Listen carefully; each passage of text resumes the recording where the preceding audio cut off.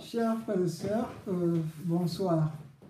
Nous allons commencer ce soir avec une nouvelle série compte tenu des événements qui s'annoncent au courant de cette année.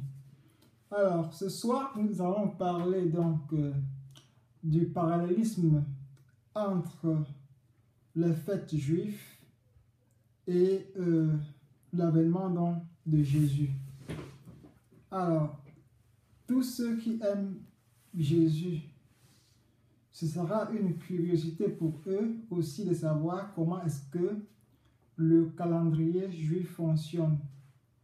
Parce que le temps que nous comptons, c'est à partir du calendrier grégorien, alors que le temps de Dieu, c'est par rapport au calendrier lunaire. Donc, pour comprendre même la prophétie biblique, il faut rentrer dans le calendrier lunaire, sinon on va se tromper dans les dates de cette prophétie. Ceci étant, chers frères et sœurs, je vais commencer par vous donner les fêtes du calendrier juif.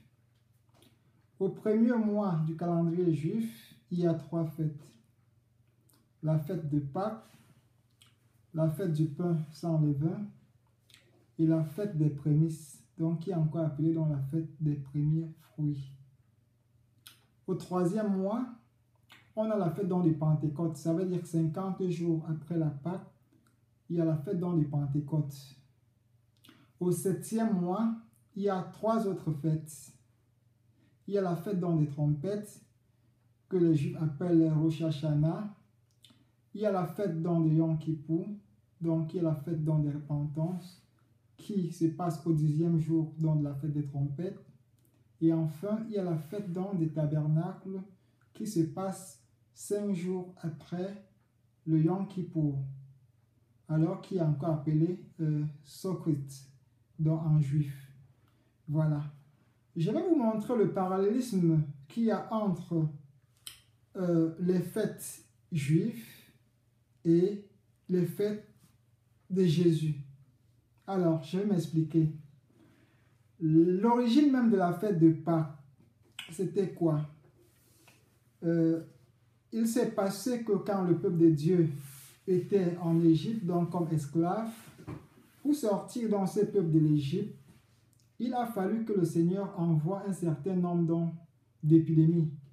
Parmi ces épidémies, il y a eu une épidémie qui a tué tous les premiers fils des Égyptiens. Alors, Dieu avait donc demandé aux Israélites, aux Juifs, de tuer le mouton et de mettre le sang, de propager dans le sang du mouton sur leur porte. Comme ça, quand l'ange de la mort doit arriver, doit discerner entre les portes des Juifs et les portes des Égyptiens. Alors, c'est ainsi que toutes les portes des Juifs qui portaient dans le sang de l'agneau, alors ne voyaient pas leur premier fils tué. Mais par contre, toutes les maisons des Égyptiens, tous les premiers fils de ces maisons-là mouraient. Voilà donc l'origine même de la Pâque. Bon, là, c'est la Pâque des Juifs. Maintenant, le parallélisme avec la Pâque de Jésus, c'est que Jésus aussi, il est mort ce même jour de la Pâque.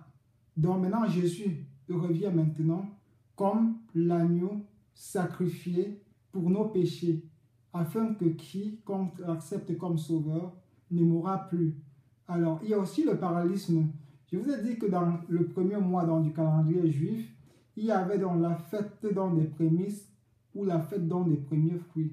De la même façon, quand Jésus est mort, il a ressuscité le 3e jour des morts et il était dans le premier fruit, dans le tout premier d'entre les morts à sortir.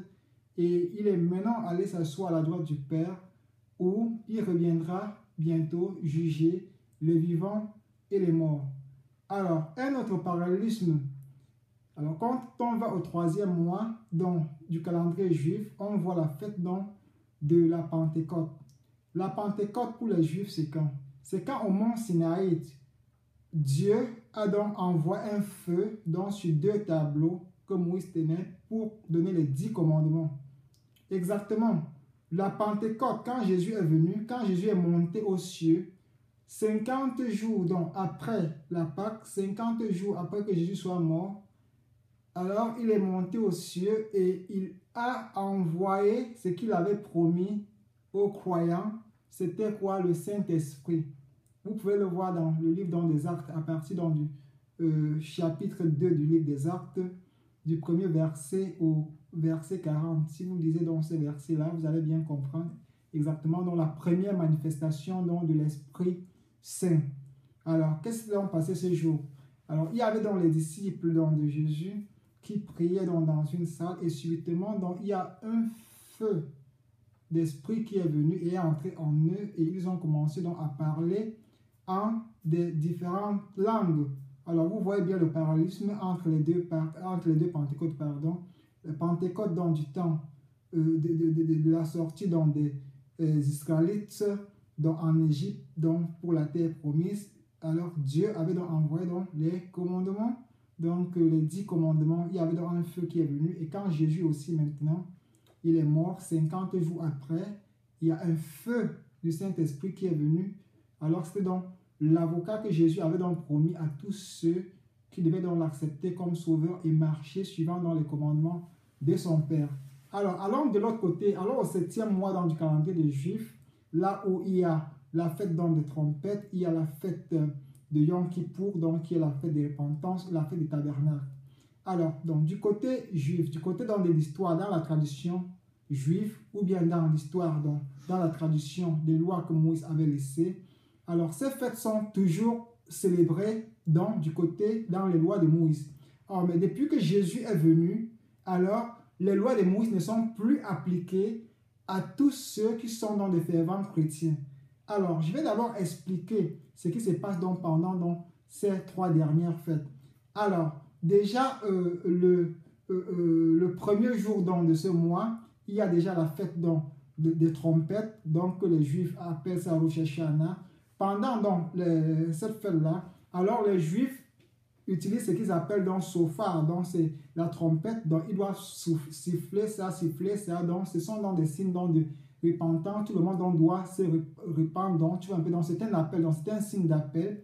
Alors ça va continuer jusqu'au 10e jour, qui est la fête de Yom Kippour, la fête de repentance, que les Anglais appellent même ça the Judgment Day. Alors à ce jour-là, tous les péchés sont carrément pardonnés. Et c'est le seul jour de l'année où le prêtre entre dans le lieu saint. Alors, ça veut dire quoi? Dans le temple, il y a un lieu sacré qu'on appelle ça dans le lieu saint, ou bien en anglais dans le holy place. Alors, le prêtre va là-bas chaque année, une fois, pour demander pardon au Seigneur, c'est propre pour ses péchés et les péchés de tous les autres Juifs. Donc ça se passe pendant cette fête de Yom Kippour, qui est au 10e jour après la fête des trompettes. Alors après ça, 5 jours après, c'est quoi? C'est la fête des tabernacles. Alors pendant la fête des tabernacles, qu'est-ce qui se passe? Alors les Juifs devraient sortir de leur maison pour aller passer 7 jours dans une cabane. Voilà, donc c'est même ça, la définition des tabernacles, donc ça a une relation avec cabane. Ils restent dans la cabane pendant 7 jours, et pendant ces 7 jours-là, c'est la célébration. Alors, dans les 3 dernières fêtes que je viens de vous expliquer, dans les lois de Moïse, ne se sont pas encore accomplies dans la loi de Jésus. Pourquoi? Parce que maintenant, le retour de Jésus, quand Jésus va revenir sur terre, qu'est-ce qui va se passer? Il va prendre les premiers fruits qui sont dans les vrais chrétiens. Il va les enlever. Il va enlever ces premiers fruits. Et avec ces premiers fruits-là, pour les enlever, il y aura la trompette. Donc la trompette doit sonner dans le ciel. Il doit les enlever maintenant. Et ensemble, qu'est-ce qui va se passer? Il y aura dans cette période de Yom Kippour, de célébration, tout va se passer exactement comme dans le temps de Moïse, mais cette fois-ci de façon spirituelle. Et après ça, qu'est-ce qui va se passer? À la fête des tabernacles, tous ceux-là qui seront enlevés vont passer 7 années. Parce que dans le calendrier de Dieu, 7 jours, ça fait 7 années. Voilà, ils vont donc passer ces 7 jours-là ensemble, donc, avec Jésus dans les nuages. Et pendant ces 7 jours-là, ça correspond le temps donc, de Apocalypse sur terre ou bien le temps donc, de grandes tribulations. Alors, revenons donc maintenant donc, sur les grandes tribulations et quand est-ce que ces grandes tribulations vont commencer. Alors, je reviens toujours là-dessus, j'ai déjà parlé de ça dans mes vidéos précédentes. Quand les disciples de Jésus lui avaient demandé quand est-ce que nous allons savoir ton retour, Jésus avait montré des signes. Il avait commencé par dire, quand vous allez voir les tremblements de terre, quand vous allez voir les soulèvements, alors sachez que le temps approche, mais ce ne sera pas encore le temps. Alors, plus loin, qu'est-ce qu'il dit? Il dit alors, il y aura donc, quand le temps va vraiment s'approcher, donc vous verrez donc des signes étranges dans le ciel. Là, c'est dans le livre de Luc au chapitre 21. Si vous commencez à lire donc, du chapitre 21 au livre de Luc, donc du verset 20 jusqu'à 28, il y aura donc des signes étranges dans le ciel. Il y aura des guerres un peu partout. Il y aura des soulèvements. Il y aura des tremblements de terre d'un genre. Il y aura des signes terribles dans le ciel.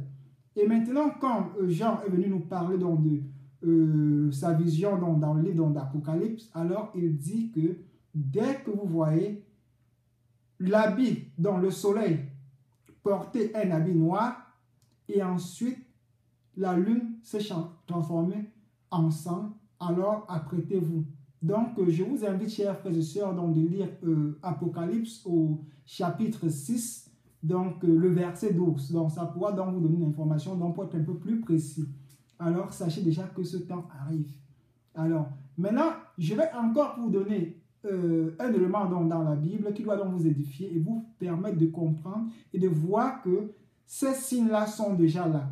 Alors, dans le livre donc, de Daniel, qu'est-ce qui se passe? Dans le livre de Daniel, donc au chapitre 9, verset 27, alors, qu'est-ce qu'il est écrit? Il dit qu'il y aura un moment où certains grands de cette terre vont donc se réunir, et quand ils vont se réunir pour signer une alliance donc, de 7 ans, alors là, dès que cette alliance-là est signée, qu'est-ce qui va se passer?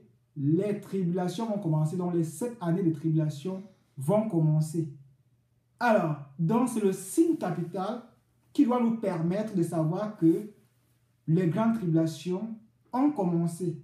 Mais pour que cette grande tribulation commence, il y aura des signes avant. Et ces signes-là sont déjà en train de se passer. Les guerres se multiplient. Alors, je vous renvoie encore dans le livre d'Ésaïe au chapitre 17, où Ésaïe avait prophétisé il y a cela 2500 années que Damascus sera détruit, donc la Syrie sera détruite. Et la bataille va se terminer sur Israël. Et cette dernière bataille sera ce qu'on appelle dans la bataille d'Armageddon dans la Bible, où une armée de plus de 200 millions de personnes envahiront Israël. Alors, quand nous regardons les tendances, tout ce qui se passe là maintenant, alors nous pouvons déjà penser que ce temps est imminent. Et aussi une information que Jésus donne à ses disciples, il dit, alors dès que vous allez voir les canons, les ennemis autour d'Israël, sachez que ce temps est proche. Alors c'est ce que nous sommes en train de vivre. Il a dit, regardez dans le ciel, dès qu'un habit tourne en noir. J'ai fait une vidéo où je parlais donc d'un événement majeur, de quelque chose qui est en train de se passer dans le ciel. J'ai parlé donc des tétraèdres. Il y a 3 des 4 tétraèdres qui sont déjà passés. Il y a encore une dernière tétraèdre qui doit passer. Ce sera le 28 septembre et qui